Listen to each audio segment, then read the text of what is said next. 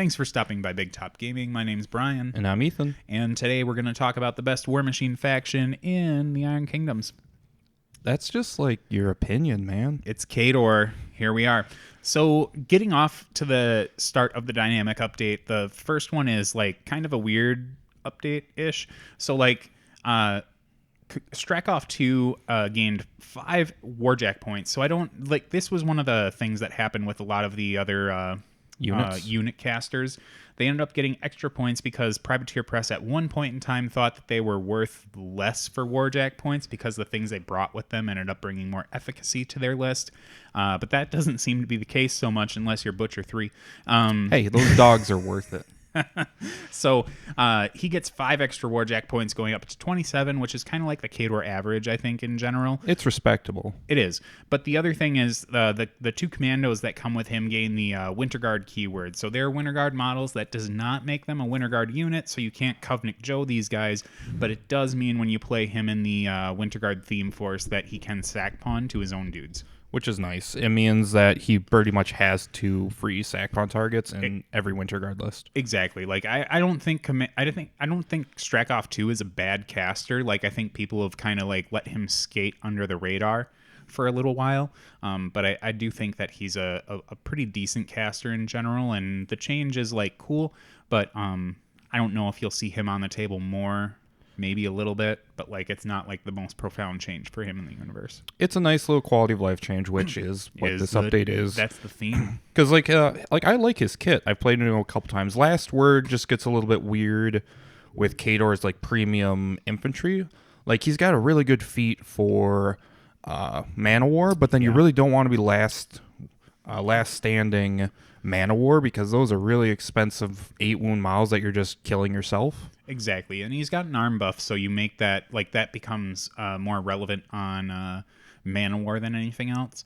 So like Strakov 2, like casually, I think you'll see him on the table more. Competitively, not so much. I mean, he still has lock the target, which is cool. Did that get errated with the whole Gargantuan? I think that gets around the Gargantuan Colossal update, where it doesn't make them sack anything. It just says they cannot run, charge, make a slam or trample power attack, or be placed for 1 round. So I still think that works on Colossals. I guess then, yeah, it's basically like good Stranglehold, right? Yeah, it's actually... Because they're not sacking action, they just can't do the thing. Yeah, so they can't charge at least. They can still walk and shoot, but it's like, that's something for them. Like, yeah, it's definitely something to keep an eye on. Maybe we might see him a little bit more. Who knows? I'm going to skip over all of the Iron Flesh and Solid Ground changes because we all should know by now that... immune to blast damage for those 2 purposes became blast resistance, and Iron Flesh and Solid Ground are very prevalent in the Khador army. We might refer to that a little bit when we get over to the units. I think it's worth at least stating how now Iron Flesh works with blessed, because like it's a little bit weird. Yeah, you don't ignore the rule of blast resistance even if the spell is the thing that grants it. Yes, so you do ignore the +2 armor from Iron Flesh if you're blessed, but you do not ignore the +4 armor from blast resistance. So you ignore half the spell, but not all of the spell, which is like different than before when you had, like in Ret, they had a soul that handed out Force Barrier. You didn't ignore that because it's a special rule, but it's like... you're ignoring half the spell, but not all of it. Well, and I should say that with Iron Flesh specifically, you're getting +6 armor against blast damage, essentially, because you're getting that +2 arm that stacks with blast resistance. So, like, it is pretty decent. It gets you close to just saying, like, I ignore blast damage, but not quite all the way there. Yeah, it's and it has been confirmed you do get +6, so... It is like saying you still got to roll for it. Yeah. You might kill me, but you're probably just wasting your time rolling dice. Take that, Judicator. So next up we have Zerkova 1, or Koldun Commander, Alexandra Zerkova. So Rada Whispers changed quite a bit. First of all, the easy peasy one is that it got +2 range on its it got +2 range. So now it's range 12 instead of 10, which is cool because 17 inches when you pick that mode for her is way better than 10 or 15. So Gravedoor changed, and like this one's a hard one to get through. So like it took me a good while to figure out what exactly changed out of it. So essentially, the only thing that happened out of here that changed from the last version is that you can now arc spells even though you're engaged. Because previously, the issue that would come up with her was that you would kill the model with Gravedoor and then it would probably be engaged by the unit that it was already in because of how coherency works, right? With command. Yeah. So being able to arc while you're engaged is a big deal now. Like, honestly, there's a good chance that I never paid attention to that rule because I thought, like, I just never read that far into it. Gravedoor is a weird rule. It's a good rule for casters like Zerkova 1 and Caliban, but it was always mitigated by, like, if your opponent has reach infantry, like, they're probably engaged by another model in the unit. So it was kind of just like, if you could pick out a solo or somebody off on the, like, flanks, it was kind of nice. And I just want to jump back to what you said about range 12 on her gun. You said +5, like... Because she can choose one of the modes to give +5 range. +5 range on a spell. This is her gun. Oh, I'm sorry. That's like, I just want to clarify that. Yeah, sorry, that it wasn't super snipe on her ice cream cone of doom. No, it was +5 range on her spell. So she's still speed 6. Like, the range 12 is nice. So now, like, her gun threatens 18 inches walking. Yeah, and she doesn't need to be right up in the business. Although, like, Zerkova 1, like, doesn't care about being up in the business because she has a cloud wall and an amazing feat. Yeah, probably one of the best control feats in the game. It's a good feat. Yep. It stops you from doing everything, basically, except for shooting. No, it stops shooting. What's the one thing that it doesn't stop? There's one thing I know that feat does not stop, and I can't remember for the life of me what it is. Well, it's easier to read through what you can't do. So you can't make ranged attacks. If you begin in there, you can't run, charge, make power attacks, special attacks, give or receive orders, or make special actions. You can cast spells if you're a caster or a warlock. Yep. If you're a magic ability solo, you're screwed. Yeah. Okay. So that's the only thing that you can do under a feat. So the next big buff that we're going to hit that's outside of the normal like blast immune stuff or resistance stuff is going to be Sorsha 3, and she gained Irregular's Manowar. So I tell you, I got a really rough relationship with Sorsha 3. I really wanted to like her a whole bunch. I don't like the fluff reason why she decided to jump into Manowar armor. But the thing that I always wanted for Sorsha 3 was that she could make Manowar faster because she's an ice sorceress, right? Like, ice magic is her thing. And the main reason why most Manowar die is because they overheat their boilers and then roast to death. Now, Sorsha could make it so that their boilers run a little bit hotter but keep the people inside cold, so maybe she could make them go a little faster. But that's not the case with her. She's just going to do a stupid cloud feat, which I hate with her. Hey, but the cloud does damage. Sure. So, like, the idea of getting Manowar Irregulars is really cool with her. It means that she can get into themes where she can actually give her Jax Pathfinder, which is nice because she can't take her 0 version of herself and hand that Pathfinder out willy-nilly. So I think being able to have Irregular's Manowar and not just having her like pigeonholed into one theme is pretty decent. Yeah, it's not bad. And being able to... There's some weird interactions of being able to take Demo Core in pretty much any theme, so you might be able to... Basically, you can get your beefy Manowar units and still get them in a theme with cheap disposable bodies to screen for them, which is really nice. Yeah, no, I'm very happy with the change for her, but I feel like she could use a little bit more of a tweak to kind of bring her up to snuff. Now we're going to talk about Ethan's favorite change to Khador, is that Malikov 2 ended up getting rid of Razor Wind, which is like the trademark Khador spell. So nerfed. So unplayable. Right? Yeah, so unplayable, right? He got rid of his hand cannon. But he gained Discombobulate. And if you've listened to the Trollblood episode, you know how much I love and hate Discombobulate on Kalandra. But he also got touched by the open fire, dropping down to 1 point, which is really good, like 1 focus to cast that spell. But Discombobulate basically is just a range 10 spell that costs 2, and then both the front arc and back arc of the model are treated as the back arc. So Malikov 2 has one of his battle plans that gives a unit backstab. So that really synergizes with his kit. And honestly, when you think about the way that Malikov 2 is supposed to like kind of function in the fluff, it does make sense for him to lose Razor Wind because he basically rejects all things Khador, right? Like he's just like, you know, the shifty screw you guy. So like Discombobulate's interesting, especially since we've got some models that have some unique interactions with that. Plus, he can just go ahead and say, like, every single model in my, or every single unit in my army can potentially become a backstab target. Yeah, that opens up a lot of possibilities. Like, especially some of these ranged units you might not see, like them just randomly getting backstab out of nowhere. Yeah. Is really good. Like Manowar Bombardiers. Yep. That's not a unit I don't see that often. Well, and Malikov 2, in my opinion at least, plays really well in the Manowar theme for us because of his feat. They're like the only models outside of maybe Kayazi that can really take advantage of that feat. And plus, he's got the arm buff and the reposition. Yeah, the new Kayazi Assassins. Yeah. That new unit can really get good use out of it. But I think they already have backstab base.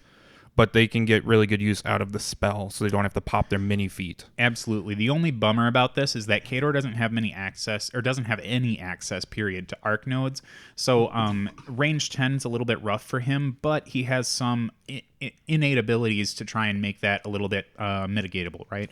Yeah, he has sack pawn, which isn't bad. So like against the gunline list, especially if you do have these beefier units nearby, like a Manowar, Shock Trooper, and Shield Wall next to him, like you might as well just say he's immune to low unboostable guns. Exactly. So like I think Malikov 2 could see a lot more play competitively. I tell you, open fire being cost 1 is like one of the best buffs in the game. I in my opinion, like I've always kind of taken Malikov 2 with a 120, and being able to double tap the Victor for very low points is really nice. Yeah, and I do like with the new buffed clamjacks that don't open up when they make ranged attacks, like open fire on those, because he does appreciate an arm 23 heavy for his feet. Yep. So like I think those pair really well with him. It's going to be interesting to see where he cuts out, because Khador's always been a very competitive stockpile of casters of like, okay, these ones are really, really solid. They have, Khador's very middle of the road for everything. That's kind of one of the greatest things about playing Khador is that your stats are all amazing. You don't have a whole ton of tricks unless you're Malikov 2 or maybe Zerkova 2. But you're always like Khador players hang their hat on how well they play the game. Because if you can play the game really well, then I think that you can pilot a Khador list to the top. And I think like Christopher Davies is a perfect example of that, right? Because he's one of probably the more accomplished players in the War Machine universe and has solely played Khador. Yeah, no, that's fair. Now, he might have hung his hat on the Mad Dogs. But moving on from that, we won't toilet bowl all the way down to Australia. But Butcher 2. So this is like Butcher 2 has been kind of punched down for a real long time, and I think a lot of it had to do with Mad Dogs of War back in Mark II, which was his theme force specifically, which was the Doom Reaver thing. That's the reason why most Khador players own like 6 or 7 or maybe 8 units of Doom Reavers. And he got, with the Mark III transition, he got hit real hard. Like sometimes he might have started with only 2 focus per turn, and that was not a good thing for him. But Arcane Dementia's been edited to say now instead of getting D6 plus 1, you get 2D3 plus 1, and you gain Reckless Arcana. So Reckless Arcana is basically one of those things where, like, if a model in your battle group destroys something with a melee attack, you can immediately cast a spell that costs 3 or less. So that means that Butcher 2 could be the one to kill the model to cast the thing. So, like, he could charge something and then kill it, then cast off Eliminator, and then move forward and do some more stuff. When I see Reckless Arcana on him, I know, Ethan, you made a comment while we were upstairs where it was like, oh, well, now he can maybe get 3 focus a turn. But if he just kills one thing, he goes up to 6 because he can cast those 3-cost spells. And I think that is a really huge buff for him in general. No, I think it's a really good change. Shifting the average on D6 from like about 4 focus a turn, put the +1 to 2D3 +1, puts it about 5 focus a turn on average. It raises your minimum while keeping your max still the same. And I do agree that the free 3-cost spell is really nice for him. I just wish maybe he had a better spell list to capitalize on it. See, and I feel like his spell list is pretty decent outside of the fact that he has Boundless Charge. And I think like they could have removed Boundless Charge charge and put something else on there, because like in every Butcher 2 list, I'm probably going to take Sorcerer 0. Yeah, I mean, it does allow him to play in those themes that doesn't take Sorcerer 0, but like you said, you're probably going to be casting an Eliminator. You can do some cheeky stuff of like cycling Fury or getting out like an extra Ravager, but it's just like those upkeep spells get kind of weird just for like needing the model that you want to cycle it to be within 6 when a model is killed. So like just the lining up of shifting it. The Eliminator is a little bit easier to get off because it's range 8, but then like you're not always going to want to cast it. But and that's the thing about Butcher too, that the one point that I'll contest is really harsh for him is that he is a frontline caster, but he doesn't quite have the stats to back it up when he can't camp focus that well. Yeah, that's his biggest issue. He can go in, like, he can put Fury on himself. He can be swinging on a POW 19 Weapon Master Lola. And then it's like, well, I rolled not great for my focus, so I guess, like, I can kill this heavy, but I'm going to be camping probably 1 or nothing. It's like he plays one of those old school Butcher 3 Winter Guard lists where he has a lot of Warjacks, but just enough Winter Guard to get him up the table. So all in all, I do think that Butcher 2 becomes like a little bit more attractive than he used to be. And that is extremely enough for me, because literally you can all hit boo me as much as you want, but like I have never played Butcher 2 in my entire life because I did not own enough Doom Reavers back in the Mad Dog days, and in Mark III I felt there was no reason to play him anymore. There was that reason to play him. Remember at the beginning, this is off topic. Oh, that when he could just like he could bulldoze through his whole army of Winter Guard and then get to your caster with like what 13 focus or something like that. I mean, like you would just have his full stack because Homicidal Maniac did not say enemy models. Well, that was just one of those things at the beginning that they wasn't proofread. Yeah, they didn't quite think that one through all the way. I'm gonna skip over Butcher 2. He only went up. Or Butcher 3, sorry. He only went up 2 Warjack points. What did he do? That's pretty big. And I know you skipped over like Sorcerer 2, I think, going up. No, I skipped over Sorcerer 2, only getting the change to Blast Immunity because she didn't go up. She went up plus 2 Warjack points. +2, whatever. Hey. Whatever. It's something. It's Sorcerer. Something. So Sorcerer 2 needed more than that. Butcher 3 did not need more than that. Like, it's fine. Like, I was playing him with 22 Warjack points. I'll play him with 24. Hey, those dogs are worth it. No, I think Butcher 3 is like one of my favorite casters in the entire game. Like, easy peasy. I love that guy so much. Yeah, because he's really, really good. And like that's the hardest part for Butcher 2 is like he is this cool, flavorful caster that does weird stuff and he has a weird mechanic, but he has to compete against Butcher 3. Yeah. So that's always like the weird part of like when epic versions are just kind of like better versions of their lesser ones. Well, and Butcher 3 has always had that relationship with Butcher 2, in my opinion. Yeah. Well, and for those who aren't like super keen on the fluff for the old days of War Machine, like the whole Butcher thing as he's evolved through his versions, except for Butcher 4, we won't talk about him until later, is he's very story driven in the way that his rules work out. So like Butcher 1, I'm this weird guy from backwoods who can randomly control Warjacks and happen to wield this ridiculous axe from a Warjack. Like he just shows up one day on Khador's doorstep and says, "Oh, I'm going to control this Warjack," and they're just somebody's like jack marshalling it, and they're like, "What the heck is this guy doing? This hillbilly, right?" And then when Butcher 2 comes around, he just like he was in this war, right? And he just went ridiculously crazy because like he's always talked to his axe, like Lola was his wife's name, and she is no longer with us. And like he kind of flows between, is this my axe or is this my wife? And that's where Butcher 2 happens, where he like kills not just all of his enemies, but everyone he brought with his own army too. And then Butcher 3 is like, I'm going to grab some puppies and learn how to love again. I know the dogs taught him how to feel again, and it makes him mad when they get hurt. Yeah. So that's a good old side rant. But now we got to get into the big business here. I think this is probably one of the bigger buffs on any caster in Khador right now, and that's going to be Zerkova 2. Not only does she gain +3 Warjack points, which is not inconsequential, but the big old thing is that Sack Lamb in general across the whole game changed to where instead of just like sacrificing one warrior model to gain one focus on something, you do D3 damage to up to 2 friendly warrior models, and then for each damage dealt that way, one model in the spellcaster's battle group, not non-warcaster models in the battle group, gains 1 frickin' focus point.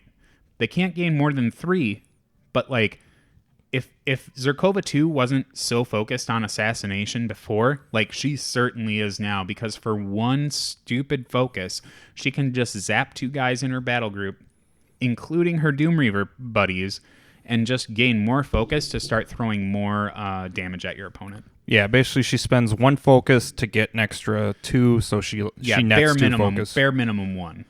Bare minimum 1, because it is random on how much you roll. And I do like how she conveniently brings the 2 little grunts with her that she can just plop 2d3 damage on, 1d3 on each. Exactly, yeah. It's just, it gets weird. It buffs for her, but then like feeling the jacks, like she's not one to take a huge battle group, but some of these others... No, just maybe a couple guns here and there, and then like from that, it's just like, I want to take as many magic ability models as I can, probably not Turnians, but Outriders, and then I'm just going to go ahead and try and focus down on killing your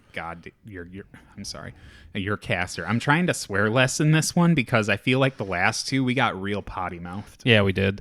But like I think Saclam works for her running such a small battle group. It's these like the big battle group casters where you had these people who are taking like 4 to 6 jacks. Yeah. Where just one of each jack getting 1 focus still was like 4 to 6 focus, where here it's just 2d3. And like that can really screw you if you're hampering your plans. But for her, like you said, if you got just like 2 jacks in her battle group, the bare minimum, and just her, like you can maybe fully fuel one of them and still get her extra focus. It's just still variable D3s and like how you want to play the spell. It is variable, but and like I said, at the end of the day, you're getting +1, and I feel like that's a good enough thing for her. Like Zerkova 2 was already on the map in terms of people like thinking maybe she was more of this assassination focused caster, and with our like posited theory that the game's either going more gunline or more infantry focused, like she's really good for being able to double tap Outriders. No, definitely. They're very good with her. They're still good with her. Especially with her special name spell, where all models that cast spells within her control range get an additional die. Is Orgoth Seal? Oculate Whispers. Jeepers Creepers. I can't even remember the name. But that spell in general is going to be really good for being able to get her feet off and then clear the way so you can get to the caster and take them out. Yeah. No, it's very good. It's not... Like, when I first read Saclam, I didn't even think about putting on the caster, because I was thinking, like, I was in the world when I was reading through and looking at, like, Morton Ebra, and, like, I think there's one other Sacrificial Lamb caster, maybe not. A couple in Menoth, I think. I thought one of the Testaments. Maybe. Oh, yeah, one of them does. So, like, in them, like, it's more of, like, giving, or for Morty especially, was giving the Jax focus. Yeah. So I thought of it as more of a nerf for her, because usually she was bringing more jacks. Yeah, Zerkova wants a bazillion focus so she can go to town. Outside of that, now we're skipping over a bunch of the Iron Flesh changes again, but Old Witch Kador, Ethan's probably favorite caster in all of Khador, gained +6 Warjack points, which is really good for her because I don't think Scrapjack was ever worth, like, you know, the 6 to 8 that I think Privateer Press thought he was. I did. Well, you maybe did. And maybe since we're going to that more infantry-focused game, maybe Scrapjack with Old Witch's kit is a little bit more valuable. I think Scrapjack's ridiculously good. Like, he's a reach light that his weapon isn't tied to a system. Like, that's really good. Like, he's only mat 5, but of course you have her spell to make it mat 7. So well, and he is an Arc Node, too. Yeah, he's an Arc Node. He's mat 7 with the Berserk spell, so it's just like... I thought he was a ridiculously good light. And, like, I don't... Like, yeah, it would suck that she couldn't really take 2 heavies, and then that was her bin battle group points. Like, she was always eating in. Mm-hmm. But, like, her Field Marshal's legit. Her feat's legit. Like, those extra 6 points with jack reductions goes a long way. Yeah, no, I'm very happy about that. Old Witch 2 got +2 Warjack points and got the Windstorm change. We talked about that in the Circle video with Kruger.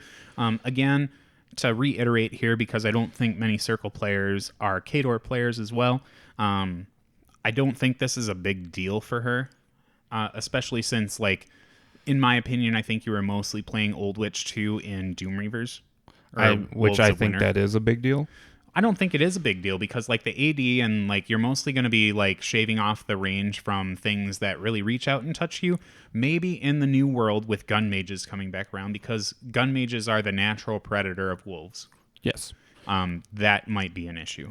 It's more of like Zerkova doesn't, or not Zerkova, Old Witch 2 doesn't make Doom Reavers just immune to range 10 or less guns anymore. Like before, like going down to range 5 was really, really good for Doom Reavers, and like guns just didn't do anything. But now range 8 guns, like your walk shoot threat is probably more than the non-apparition unit.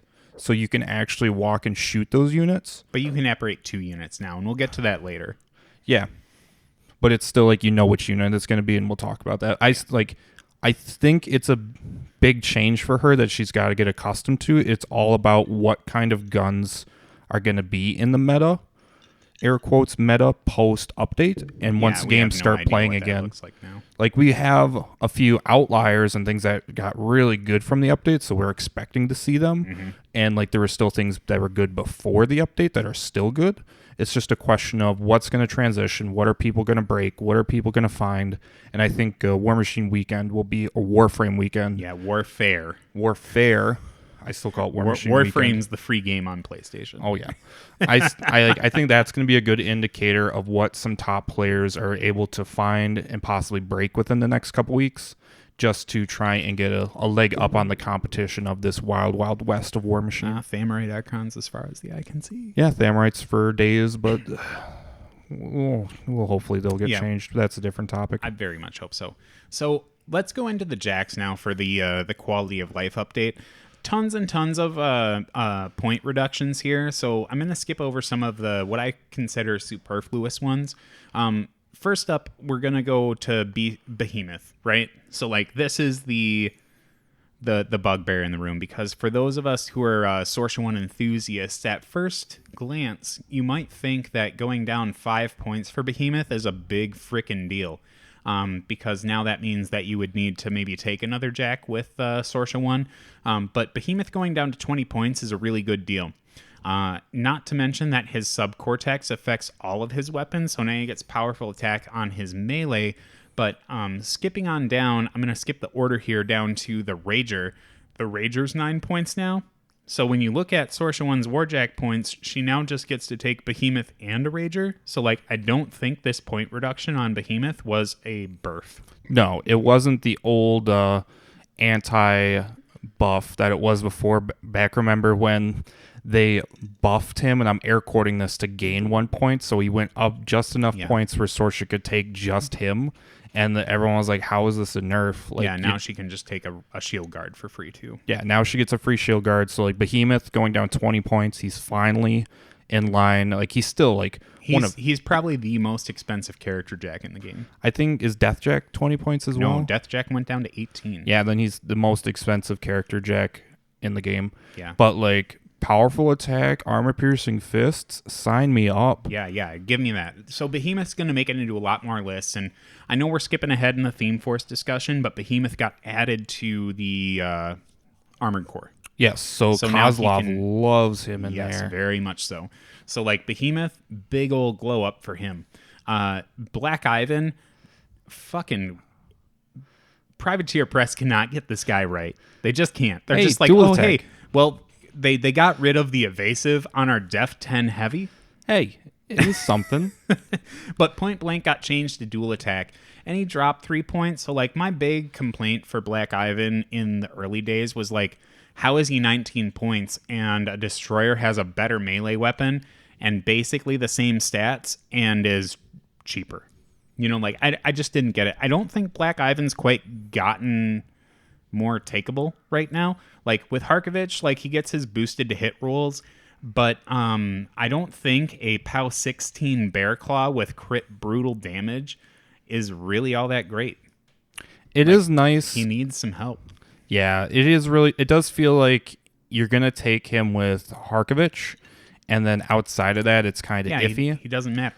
I mean, because like especially for Harkovich, like dual attack means you can broadside him even while he's in melee. Sure. And you can still shoot some. Thanks to dual attack, he can shoot out of melee with his gun, which is cute. It's cute, but not good. That's our quote, right? Cute but not good. I think it's cute and good. It's just like We'll see. yeah, it's just gonna be what the meta is, and if his gun is worth it into the meta. And like the thing is, like other jacks just got cheaper, so like it's hard for a character jack with a gun that's only rat 5 to be like, is this worth it? Like he's rat 5. And I think his melee attack is only POW 16. Yeah, POW 16 opposed to 17 for the Destroyer. Yeah, and Destroyers got cheaper? Yeah, Destroyers went down to 13 points. Like now 13 is the same, like you're paying the same points for a Juggernaut as you are a Destroyer. And I thought that Juggernauts were very amazing at 12 points. And when they went up to 13, I was like, oh, that's okay still. But now that they're both 13, like that's pretty good. The only thing that is an anti-buff for is freaking Irusk 2, because he went up in Warjack points, but now he's 3 points short from his battle group for being able to take 2 Destroyers and moving on. Maybe he'll take Black Ivan in a Destroyer. Yeah, right. There we go. You cracked the code. Yeah.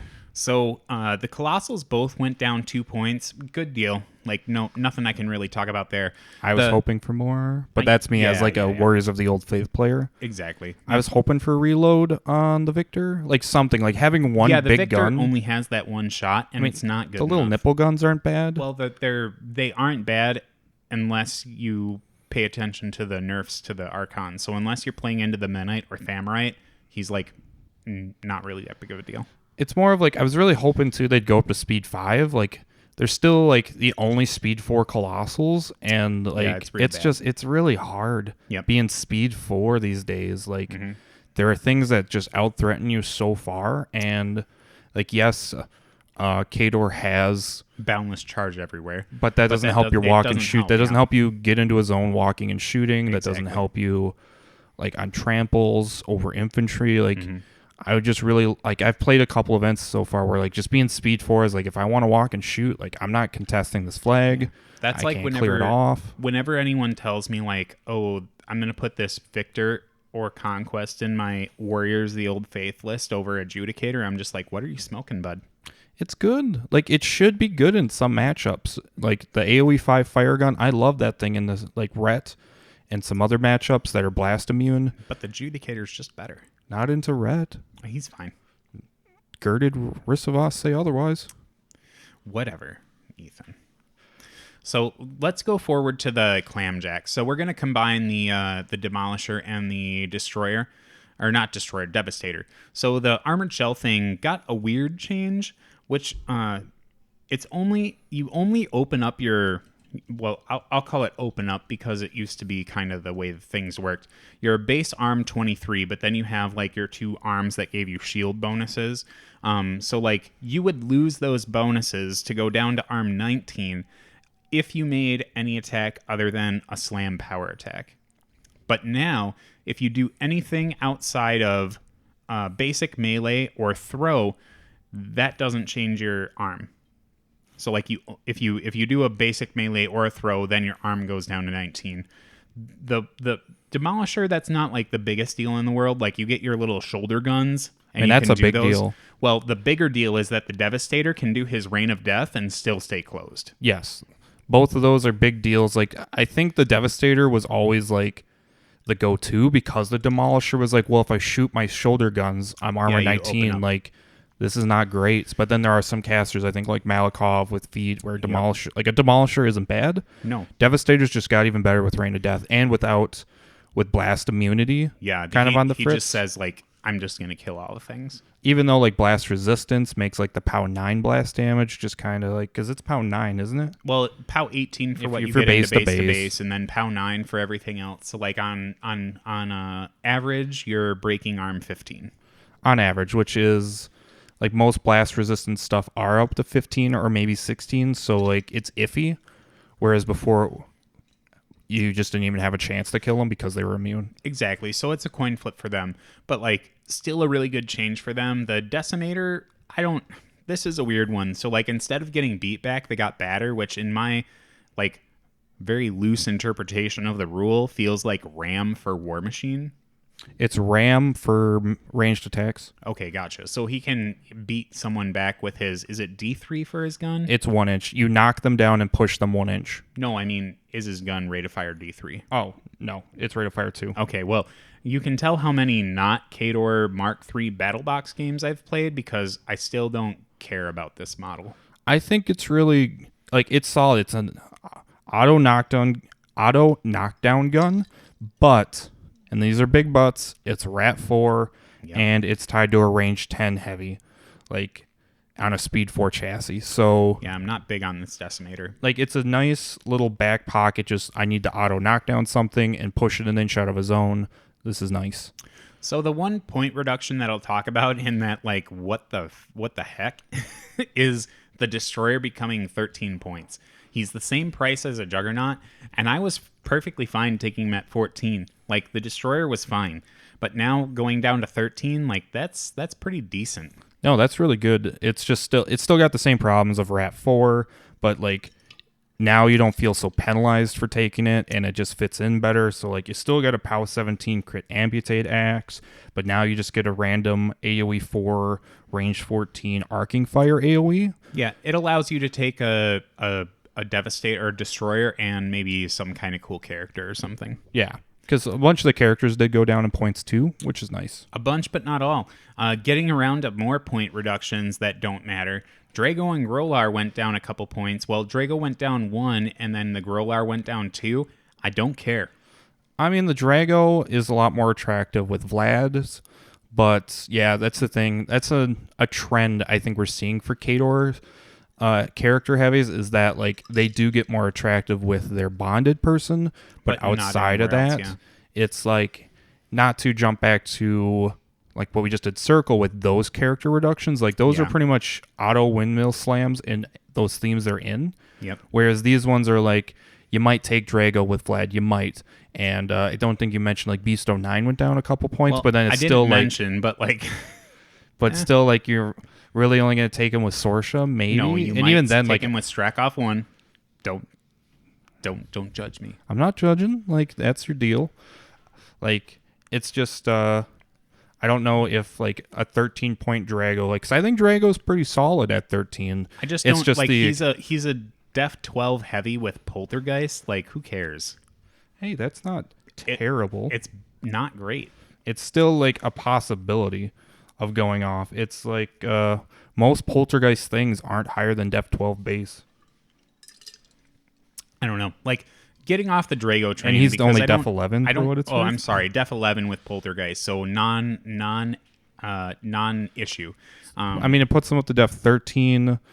It's more of, like, unstable, so that's why you take him Didn't with we Vlad. just complain about how, like, Def 13 on the Werewolf wasn't that Def big of a deal? 14. He's 13. Werewolves are 14. War. Oh, Wolf. Warwolves. Yeah, on the solo. Yeah. Like, yeah, the solo, who gives a shit if it's 13-13, but, like, a Mat 6 thing might miss Drago. Well, Drago is still butt, just so you know. Moving on to the Grolar, I think, like, he probably could have dropped down to 15, maybe even 14 points, and that would have made me more happy about him. But I think the Grolar just has way too much going on his card that Privateer Press values more than the average player does. So, like, 16 points just doesn't do it for me. I don't hate him at 16. Like, he's got a D3 plus 2 gun after he has a ram melee weapon with dual attacks. So, like, his whole thing is he charges in, he smacks somebody with his POW 18, and then he gets D3 plus 2 POW 12s on it, which, like, against another arm 20 heavy is, like, woo, but against less armored, like, a Warp Wolf or something, like, you knock it down, then you just pepper it with POW 12s. Like, that's not bad. Maybe with the Warcaster battle group increases, maybe the Grular balances out a little bit, but I just don't think he's quite there for me yet. I still think you can at least maybe see them on the field instead of windmill slamming Devastators or a Juggernaut or two for a battle group. Well, talking about windmill slamming, let's move on to the point reduction on the Kodiak. 13 points was not great because you'd compare him straight to a Juggernaut, but now he's 12 points, and I think that 1 point down is a really big deal. I know Harkovich very much enjoys this. Oh, Harkovich very much enjoys this. And like, it helps that his vent steam is still not an AoE or still not blast damage. So, like, he can do some work, especially if we're going to be seeing more infantry. His POW 16 fists aren't, like, breaking the world. Yeah. But still, like, he brings a cloud, he brings a venting steam, so an AoE 4 of just, like, get off me, small-based infantry. Yep. He clears things. Now, poor old Mad Dog. This is, like, I feel like Privateer Press thinks that this is a buff. It is. Not to him. Yeah, it is. No, because, well, it depends on what you want to do with him. Fleet changed over to saying that if this model has 2 or more focus before its normal movement, it gains +2 movement. Mad Dogs blow up easier the more focus you put on them. The So more if you focus want they spend. spend, sure, right. So before it was you give a Mad Dog 2 focus, it pops 1 for fleet, and then it runs, and then it has a chance to blow up.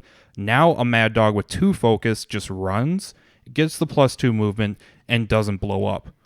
I still don't think It's the just Mad you Dogs have to give him an recovered. extra focus. Yeah, I don't think the Mad Dogs have recovered from the Davies nerf. No, and like the Mad Dog, this isn't. It's a good buff for it, but it's not as huge as say Rhett with their fleet models, which Yeah, we'll talk no, about when we get to Rhett. Yeah, the Like, those things frickin' just got- Griffin, like and Moros. whatever. But like I think this is nice for it. It's just still you have to give it an extra focus just to get the benefit. And then like you said, if you're still charging in with the extra focus, it's gonna have a chance to blow up if you're buying attacks. But the fact that you just straight up don't have to spend a focus for it is huge. Like that's an extra attack you can buy, that's an extra boost. And like the fact you can still get it and have 0 chance of blowing up if you just want to run. Sure, maybe the Mad Dog's okay, but he's not back to his old glory. That's for sure. Oh no, he's never gonna recover from Karchev 120 Mad Dogs. Like the game's just not gonna be ready for that. So we hit the Rager already. Good deal. Dropped a point. Ruin got a buckler. Which is real nice. Yeah, no, that's real great. He's armed 21 now, so like that's a big deal. He didn't drop in points, which I didn't expect for him, but still a good buff overall. So now we can talk about the biggest travesty of all Khador Warjacks, and that's going to be Torch and Spriggan. Torch dropped down a point, which is fine, but he's still 17. It's not great. It's a lot of points for what he does, but they took out targeting flare and just changed it to flare. So like the Spriggan and Torch were some of the only ways that Khador had to really ignore stealth in a evergreen way. Besides the attachment, but yeah. I know, like the attachment only does it for one thing, and it's usually the caster. So like Spriggan just strips stealth off of the target, which meant that everything could shoot at it. And I am not a big fan of this change. Now it does seem almost like it's a nerf. It's a side grade that leans more towards a nerf because flare it's still like before it did not give -2 def, and it's still got 2 AoE 3s that it can try and drift to do more flares. I guess I just live in the world where like it got way worse in the clouds. Like Yeah. it is infinitely like before you could just plop down the AoE touching the back end of the cloud where you could see, and then all of a sudden you could shoot and target through the flares. Like maybe I'm just reminiscing about the Vlad 1 days where you just took a bunch of Winter Guard for rockets and then you had a Spriggan in your battle group so you could say, get off my property stealth. Yeah, and clouds. Like it's just way, way worse into clouds. Which is what I think Khador needed unless you're wanting to bring a bunch of Assault Commandos, which maybe we might get to later. Yeah, or you're playing Vlad 2. Yeah, Wind Blast. Wind Blast.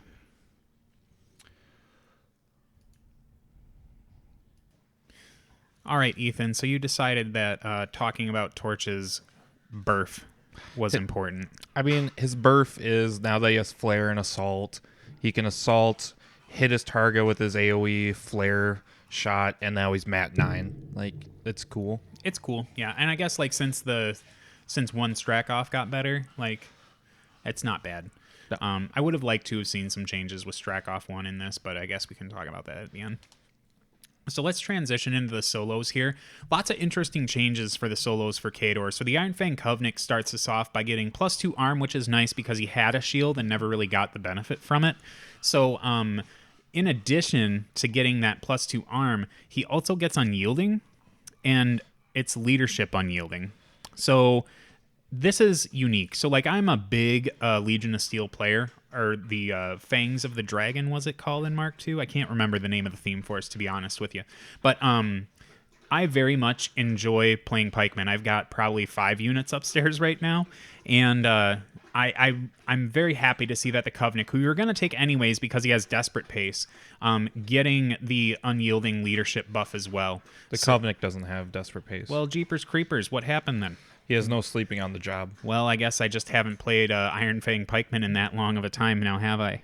Yeah, it's been a while. It's a little dusty. So at any rate, leadership unyielding is still really good for him, considering that I think, and this is just like my hottest of takes, that I think that Khador probably is the faction that is probably the most okay with the idea of blast immunity going. Like, forget about the Chaosi Assassins losing the blast immune since they really needed it. But like when we look at things like Iron Fangs or God forbid we talk about Assault Commandos, they actually benefit from blast immunity pretty well. Or blast resistance? Yeah. I mean, they benefit from it, but it's still like not as good as just being blanket immune. No, but when you stack that, I guess unyielding doesn't matter. Never mind. I'm just being dumb. I'm sorry. My littlest puppy was chewing on the cords, and if he would have gotten through them, this whole thing wouldn't have been done, wouldn't it, Percy? So next up, more Iron Fang Pikeman changes. So Zerkova got the shield guard rule and dropped a point. No big deal there. But the big thing is that she does bring the vet leader for the unit, so I don't think people talk about her very much because she was a Mark III model, if I'm not mistaken, and Iron Fangs kind of dropped off the radar when she came out. No, and she still has Inhumane Resolve. Yeah, so she gets that weird Menoth thing where like she dies but doesn't die. Yeah, so when you have 2 to 3 units of pikemen, like it's really hard to dislodge her and get her off a flag, and the fact that like she contests for an extra turn after being dead. Absolutely. So more impactful change was that the Colden Lord dropped a point, but then dropped his Battle Wizard leadership and gained Prowl instead with leadership Prowl. So the thing that makes this unique is that not only did most all of the Koldun units get Battle Wizard base, so it kind of wipes out the loss from his leadership role. Prowl on a, Wind Barrier? Is that what the rule's called? You're talking about Wind Ravager? Wind Ravager, yeah. So Prowl on a Wind Ravager unit, or Wind Ravager model, is actually pretty unique and interesting. So he will be able to get stealth while he's getting concealment, and then if he puts up Wind Ravager, then shooting doesn't happen within his command 9, I believe is what it is. Yes. So that's pretty nice. The next, I guess it's not an interesting change. Like Manhunters, Covenant Joe went down to 3 points. So I guess I'll just skip over like Andre 1 and go straight to the Manhunters. This was a really strange change that I didn't expect to happen. Like Manhunters went down to 2 flipping points. So that is real cheap for Weapon Master that has 2 attacks and is mat 8 base. Yeah, but they weren't really taken, and I think they're only in one theme, so I think 2 points for them is fine because they're just like a 14/14 half-inch melee threat combat solo, so I think it's fine. Yeah, they're fine at 2 points. At 4 points, it wasn't great unless you were taking like a Yuri boat, and that was if you were being cute in Jaws of the Wolf. So, like, I think that Manhunters at 2 points is a really unique and interesting change. I'm going to skip over the Manowar Covenant because he's part of a bigger conversation. The Winter Guard Artillery Captain is the one that probably gained the most changes out of the solos over the transition here outside the Koldun Lord. Didn't drop in any points, but it doesn't matter because you get 2 of them as a rec option in the Winter Guard theme force. But he dropped Close Fire and then gained this Fire into Displace thing, which is just Repo 3 for a Weapon Crew unit, which isn't the biggest deal. But the big deal is that he gained Veteran Leader Winter Guard, and that is pretty decent for 2. You get 2 of these guys for 1 rec option in that Winter Guard theme force, and I'm actually really excited about that. Well, Fire and Displace he had before, but it was Repo 2. It was like really weird. It was the only Repo 2 in the game, and like I didn't understand why it existed. Yeah, I guess like I didn't pay too much attention to them. My 2 are still sitting in a box upstairs that I bought in where was it? Just outside of Chicago, I think. I just randomly walked into a store and was like, oh, hey, guess what? These guys just came out.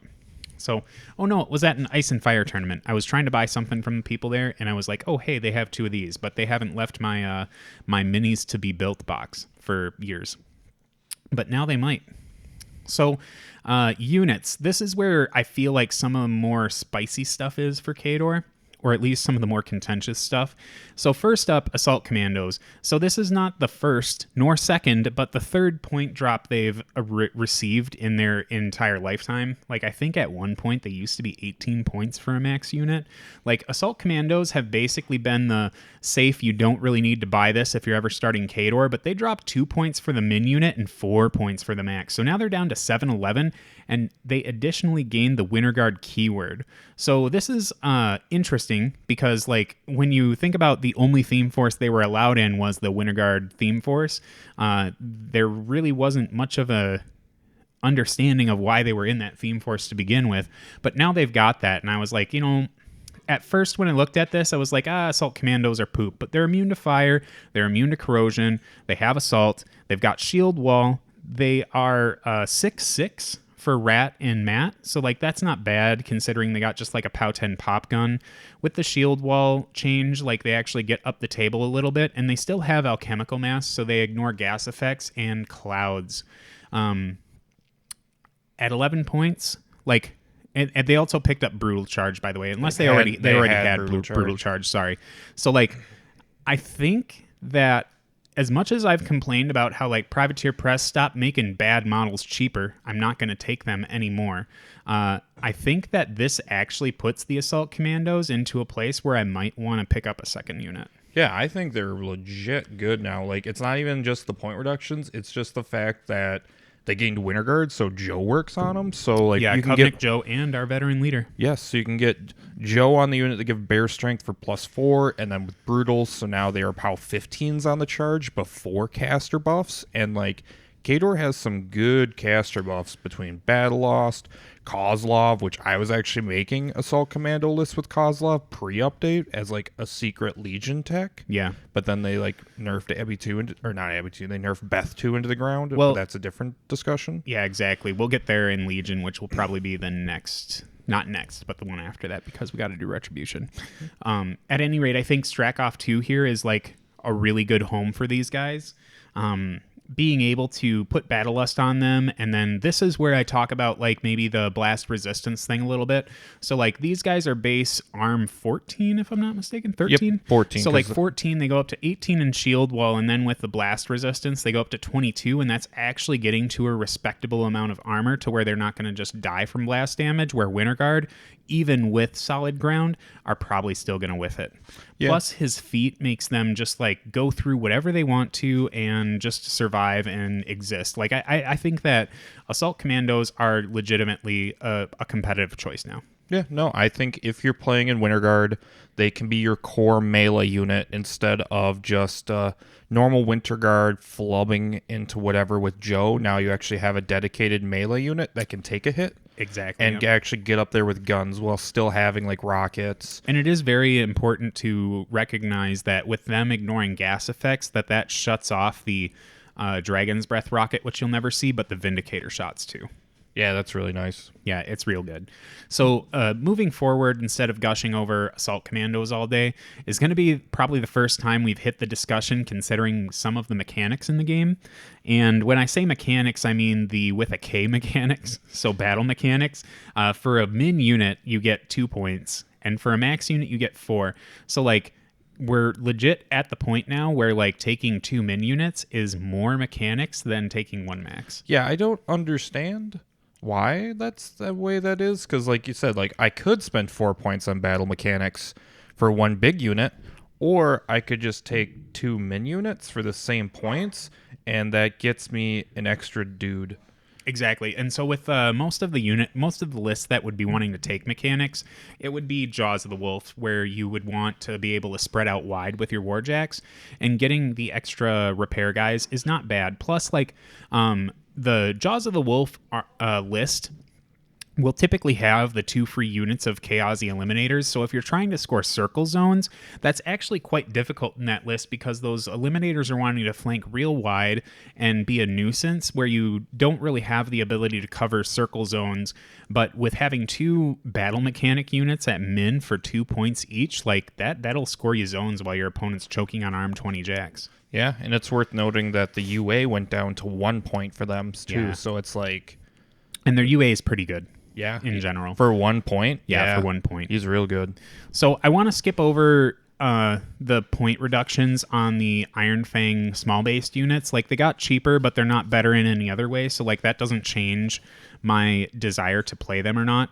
Like, in most Iron Fang lists, you're probably taking 2 to 4 units of those. So that'll score you, like, maybe 4 to 8 extra points, which I don't think is enough to really, like, impact the amount of things you're taking in that list. But the one thing I will touch on before we pivot off those is Iron Fang Ulans. Jeepers Creepers, they drop 2 points for a min and 3 points for a max.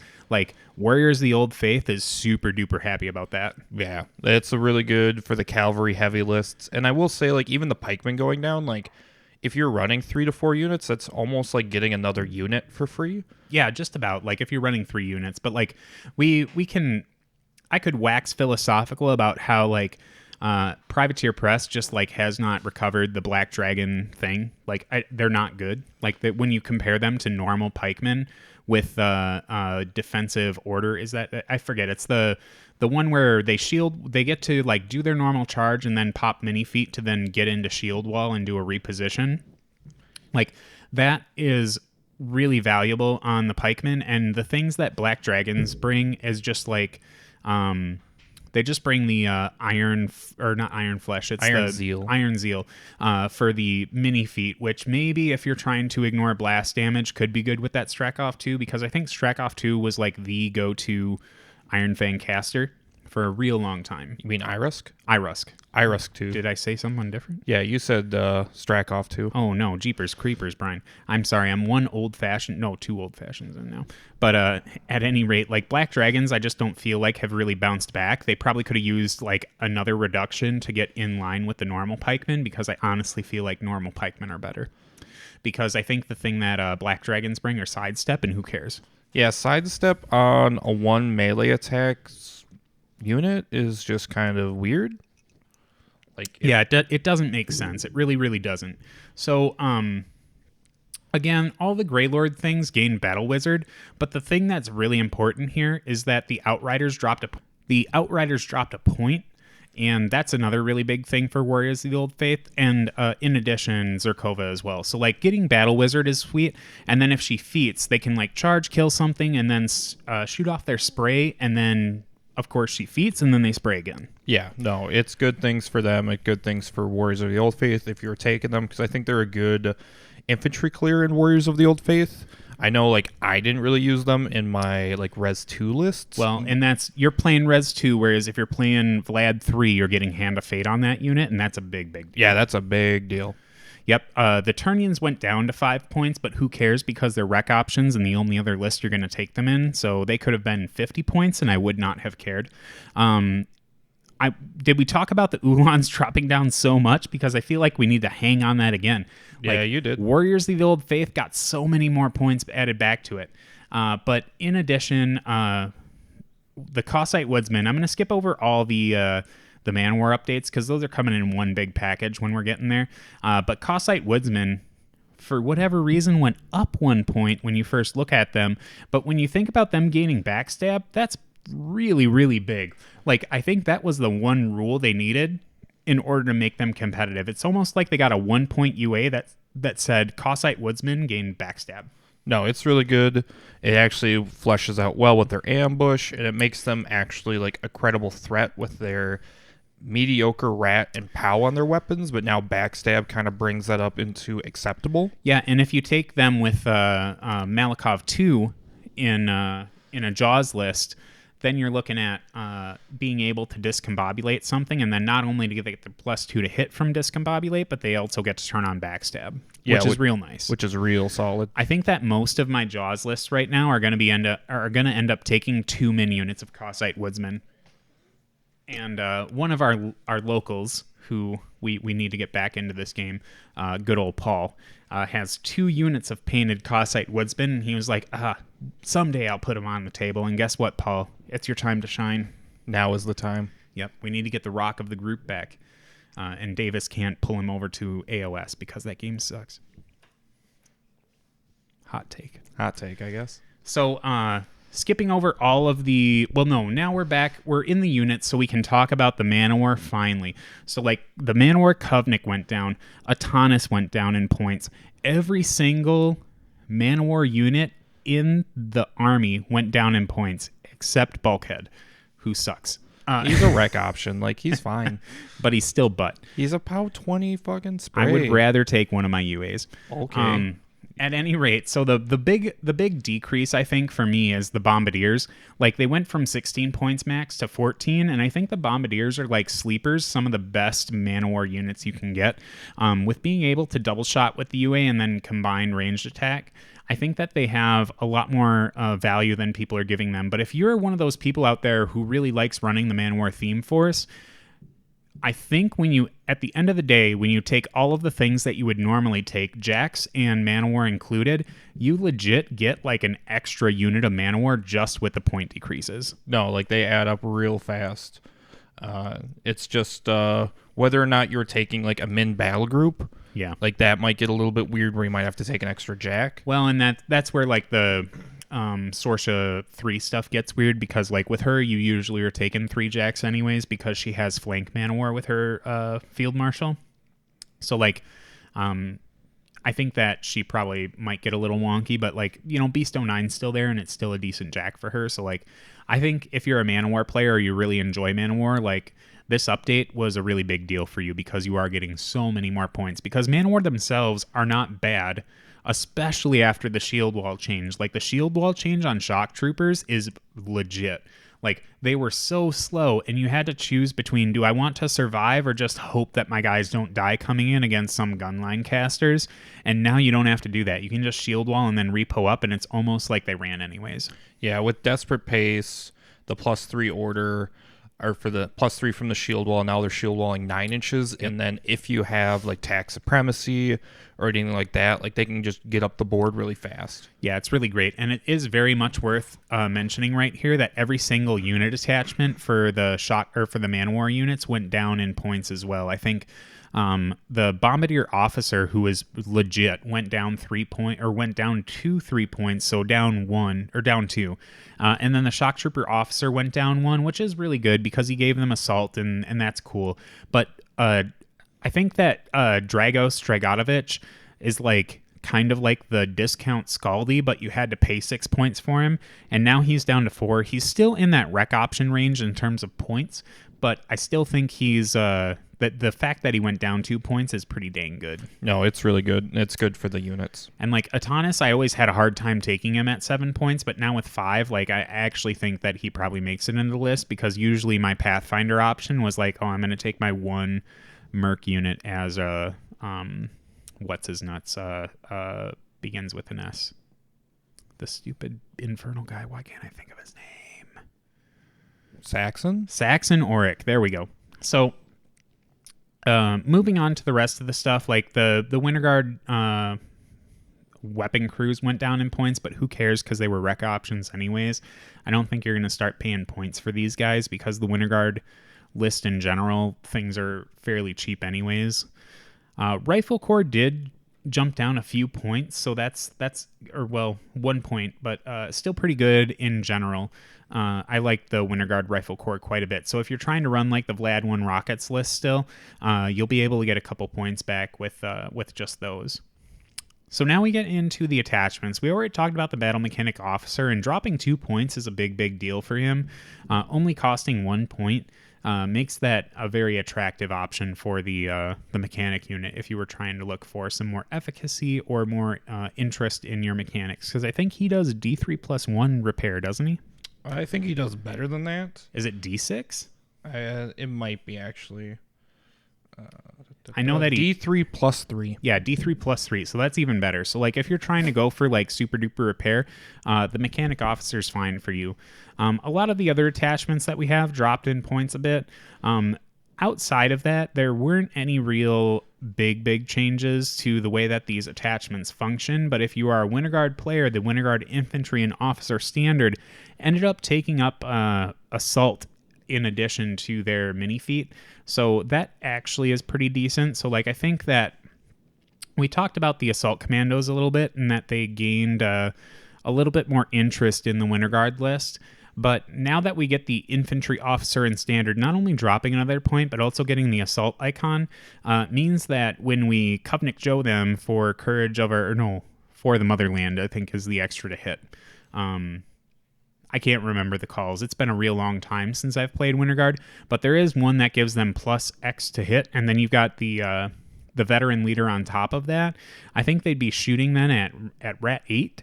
And that's pretty dang good with their POW 12 sprays on Grape Shot. So, like, I'm pretty happy with the idea that they got Assault. But, like, at the end of the day, I think most of my Winter Guard lists are going to start with 2 units of Assault Commandos. Pretty much. I think that's the case. Like, at least 1 unit of Assault Commandos is kind of like an anchor unit. And then you can flavor from there whether you want more shooting with Rifle Corps, with rockets, or you want the normal infantry with assaulting on their guns. Like, Winter Guard opened up quite a bit. And I'm interested to see how the changes to Assault Commandos affect what else is taken. Yeah, it's a really...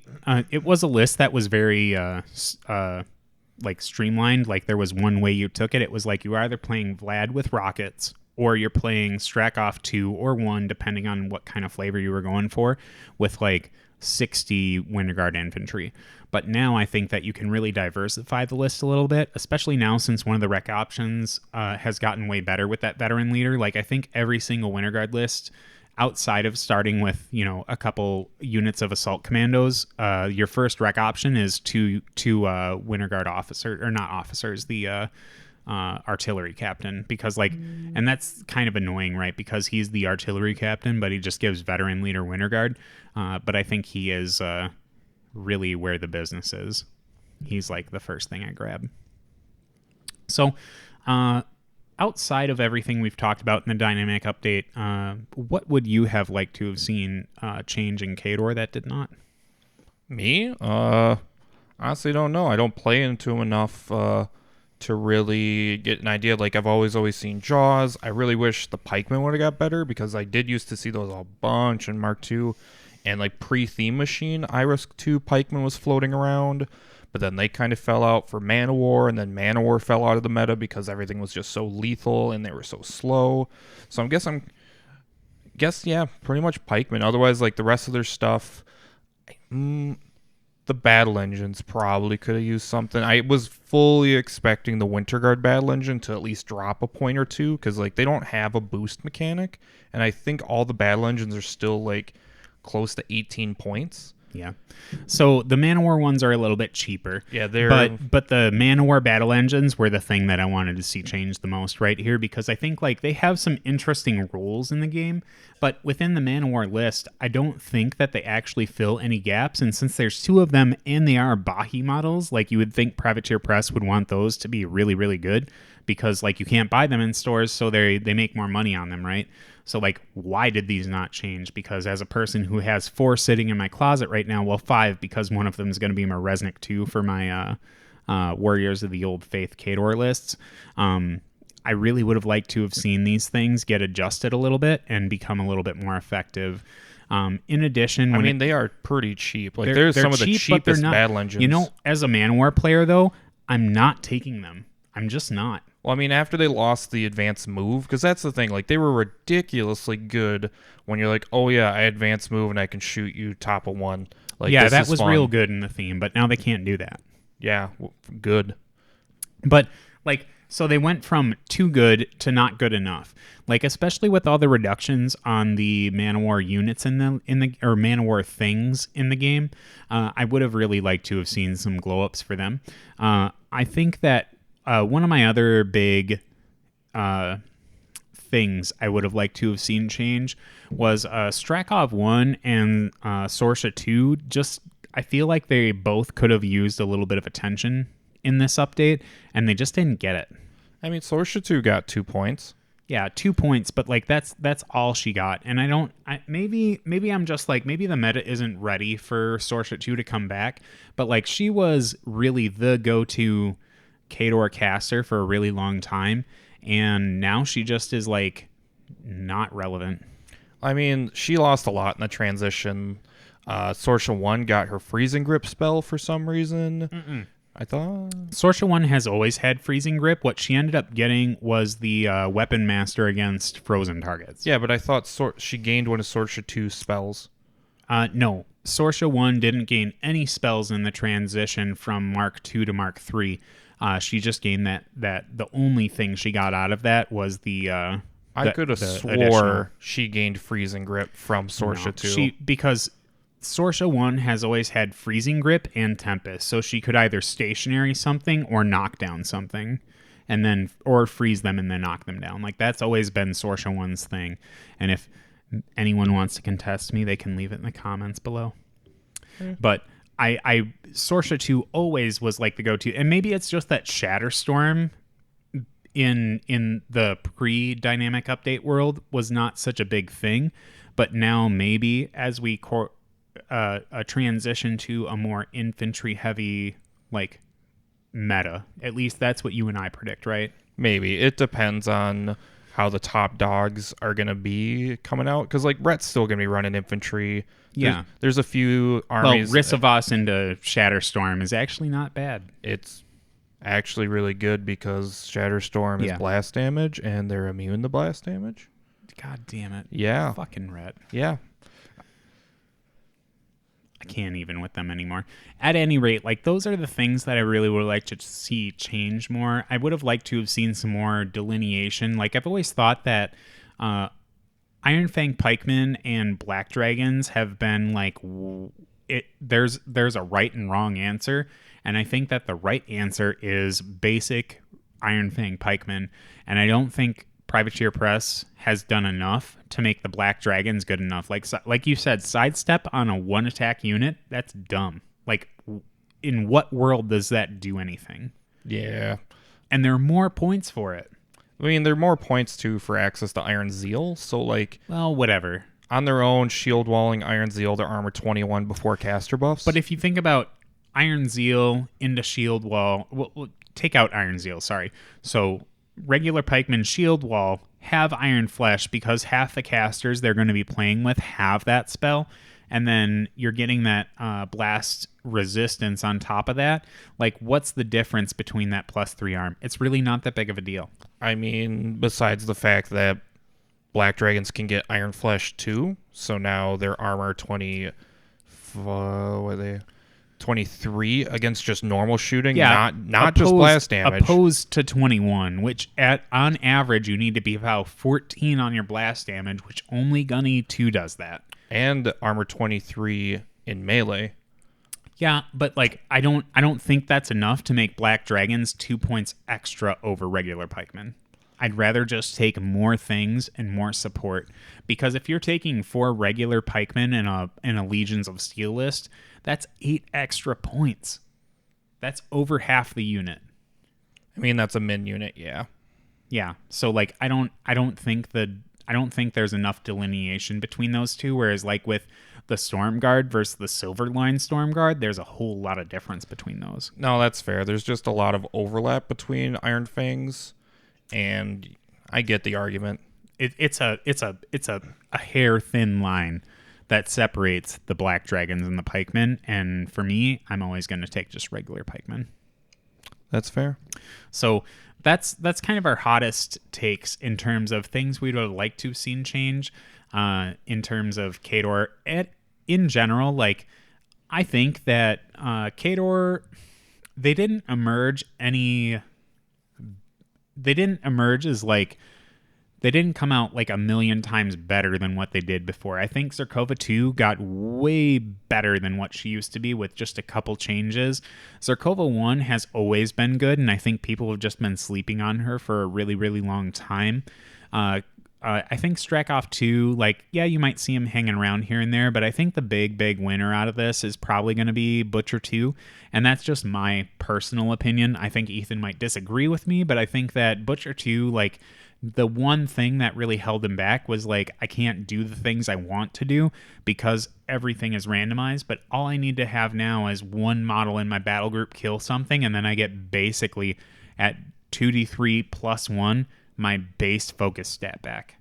I mean, yeah, he gets the free cast a spell. Yeah, so you become bare minimum focus 6. I mean, bare minimum if you are actually planning on casting anything that turn. Yeah. Because you always will.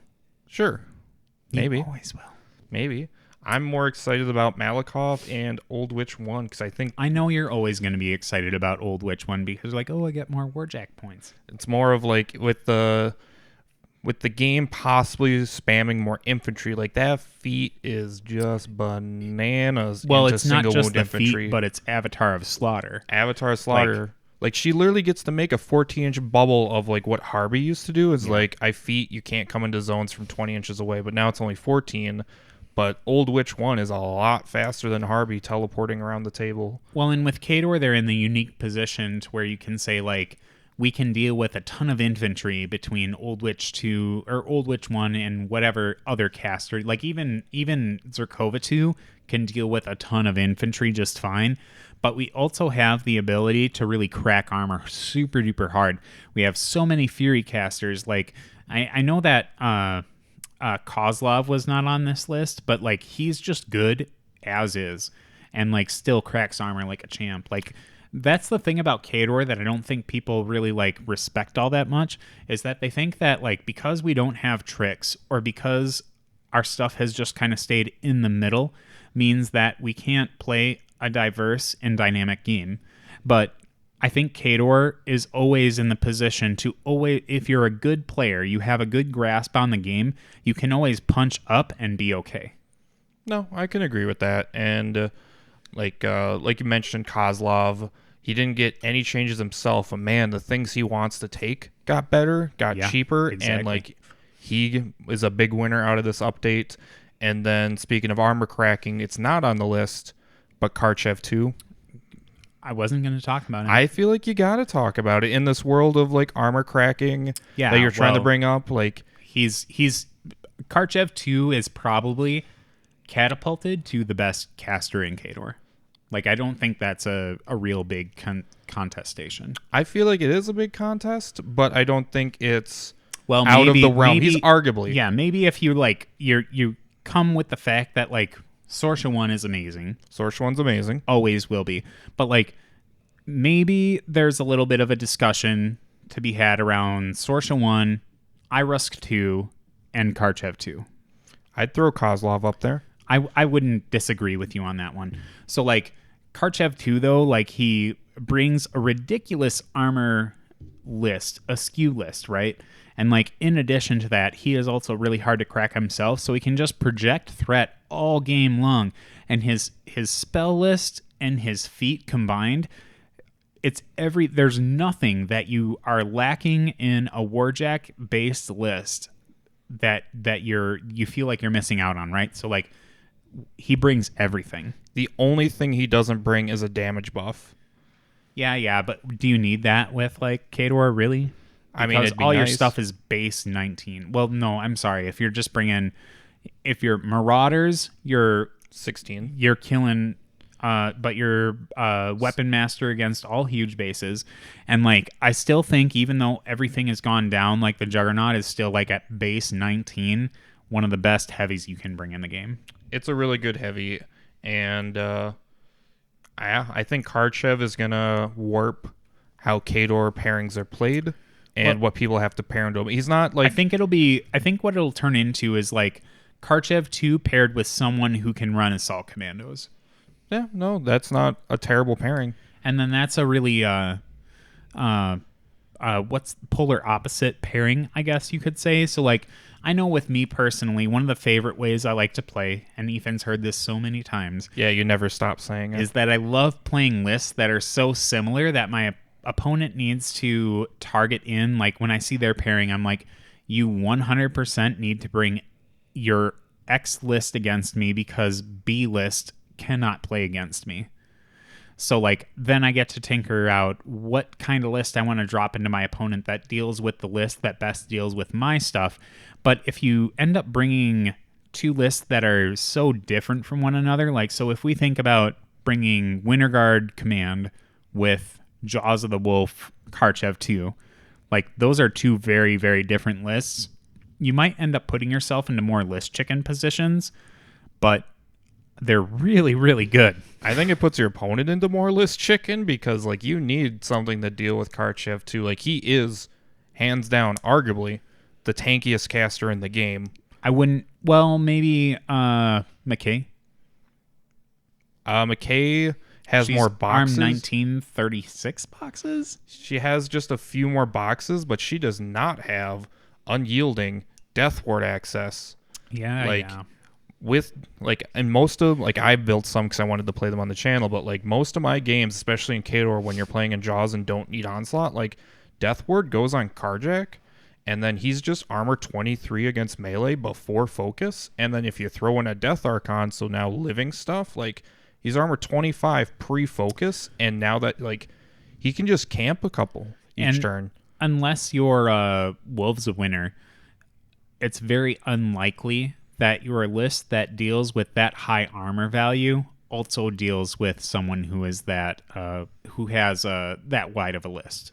So like if you're bringing 2 units of assault commandos, you're also bringing Winter Guard to back them up. So like maybe 40 to 50 infantry cannot also be dealt with by a list that needs to crack like a armed bazillion caster with 34 boxes. Yep, 34. Because like my Karjak lists have 8 heavies right now. Like that's what I'm playing around with, and that's including the Rager and Source of Zero's battle group. Yeah. So like, but I might tinker with the battle group more after this because I think I'm mostly spamming Marauders and Juggies? Yeah. No, Marauders, a couple Devastators. It's all about those boxes, baby. Well, that's the thing is I think that Devastators are going to be a big, big thing for Khador again, but I just love my Juggernauts. Like, I would have liked to have seen them go back down 12 points, but with the Grolar, or not Grolar, the Kodiak going down to 12, I'm fine with the Juggernaut existing at 13. Yeah, no, it's a good jack. I even got some that were like Berserker spam lists. Yeah. So like, Karchev is very functional. His feat's really good. Like, he's a fucking monster. He's POW 19 and he's got up to 8 focus. I really don't like that his shooting attack didn't maintain its old stats. No, screw you. Like, it did not like need Shadowbind. A spray 10 auto knockdown. Yeah, that's good. I thought you meant because when they first spoiled it, it had Shadowbind on the AoE. No, I just want his Fisher thing back. Like, that was... And not to pull punches. Well, no, I'm not pulling punches here. I'm punching real hard at PP. Sunder was the name of his actual weapon. And now what is it called, Ethan? Sunderer. Like, come on. Yeah, Sunderer. No, we're just Sunder. No, like, just let him keep his stupid axe. No, he's got a Necroclaw now. I can't even. He's Deathjack. Yeah, I know he's Deathchev. Karjak. I prefer Karjak. Well, I'll accept Karjak because that means that the Khador surname becomes the forefront, right? Yeah. Whereas like the Crix, I still like. We're at an hour and 20 minutes. And we still haven't talked about the themes. I know, we haven't. So, like, let's skip to the themes before Brian toilet bowls into the Karchev Deathjack alternate timeline bullcrap. So, Winter Guard command didn't change much at all. The only real change that we need to focus in on is Wolves of Winter. And Wolves of Winter ended up changing to... 2 units get apparition. 2 units get apparition, but you get to choose that at the beginning of each turn. Right? You begin at beginning of the game. You give tokens to 2 units, and then your caster can spend 1 focus per token to cycle them to a new unit, so they basically gain apparition at the beginning of next turn. So you're planning ahead for next turn, and your opponent can plan and see what you're going to apparate. So I'd say this is a lateral. It wasn't really a buff. It's lateral, but it's a burf. It's a burf. Like, now you can't threat projection with all the units, because before it was your opponent had to... Yeah, you could choose at the beginning of each turn. And you can only do 1, but your opponent had to respect that you could apparate any of them. So It's like, well, if I move up here, this unit could apparate, but then this... So you almost had to give up more of your army than you wanted just to make your opponent choose which unit to apparate. Because if you only put 1 unit in threat, it's like... Well, that's the one that's going to apparate. But now you can focus down and shoot that unit, and then your opponent's got to waste a turn swapping the tokens, and not every caster wants to spend their focus on that. Well, and one of the other really big things to pay attention to in Wolves of Winter is the nerf to the point cost. Butcher 4 is never going to be taken in a game ever again. See, I wouldn't say never. He's fucking 7 points. Yeah, that's like a Dragoon. That's a unit of Doom Reavers, almost. Almost. It's going to be interesting to see how PP addresses these high-cost solos that are no longer rec options. Like, there's a few solos in the 6 to 7 point range that are all of a Boom sudden... Howler 2 and Butcher 4. Butcher 4, like Scythe, even though like she's fine. No, as not a rec Scythe option. is fine. There's a few other solos where it's like, well, they were rec options, but now they're not. So it's like, are you really going to take those 7 point solos? Because at that point, you could be like, well, 2 point more gets me a Death Archon. Yeah. And like, I think that's worth bumping up for. Exactly. So if we go back to Jaws of the Wolf, Old Grim didn't drop in points, so like he's no longer a rec option. Yeah, and that's real sad for him. That hurts real bad. So like I don't think you'll see him. I don't think you'll see. We're skipping over to Crix, but I don't think you'll see Kane 3, 4, Kane The Hellslinger. The Hellslinger. Sorry. He is Kane, but not Kane, so he's his own model. I don't think you'll see him anymore. So like when it comes to Khador, like they got real hit hard on their rec options. Most factions did. Yeah. Well, like, let's be honest. Like no, every when you faction say most factions, you just mean minions. No, I'm saying Retribution got hit. Circle Retribution got hit appropriately. Yes, they did, and they didn't get hit enough. But like Circle lost Kogan, Minions lost a lot of rec slots. Like a lot of these Power Riot Quest solos aren't free anymore, but some still are. Yeah, I know. It's like we're undoing the legacy of Hungerford. And it's just figuring out what the solos look like going forward. Because I think we talked about where before it was like, I don't give a shit what my solo costs, he's free. But now it's also like, it matters. And like the lists may have gotten cheaper, but instead of basically going back on those point reductions just to refit in the souls you were taking before, you got to debate whether it's worth just taking more of the stuff that got cheaper instead. So it's like, some of these solos are in a weird spot, and I will concede Butcher 4 is still really, really good, but is he really, really good? But is not he free? Really good 7 points? No, he's not. Just spoiler alert. I put him in the garbage. One of the other, I think we touched on it when we talked about the Warjacks, but Behemoth is an Armored Core. Yeah, no, that's super solid. I love him in Armored Core. I think Behemoth in general is just good. So like getting him in another list is even better. So like I think we talked about at least what the things we saw in Khador that we wanted to change. And now we're getting into an hour and a half, and I'm sure many people will be very unappreciative of that on YouTube. Well, then you guys stop talking about Khador. Well, no, we just have to say that I'm very happy about the changes that happened to Khador. I wish more would have changed, but I'm excited to see what the future of Khador looks like. It looks like Assault Commandos with Kozlov. Assault Commandos and Karchev 2. Oh, I'm so excited for Kozlov. Assault Commandos at POW 18. Welcome to the Khador meta. So let us know in the comments below what you think about the Khador changes and what kind of list you're trying to build up.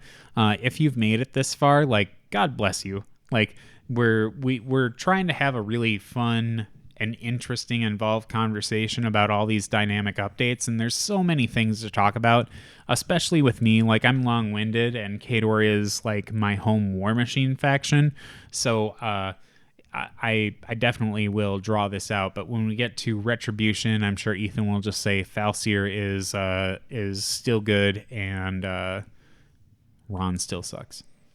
Yeah, so we can just skip that one. Yeah, we'll just skip that video. Thanks again, and tune in next time as we talk about Retribution next on the docket.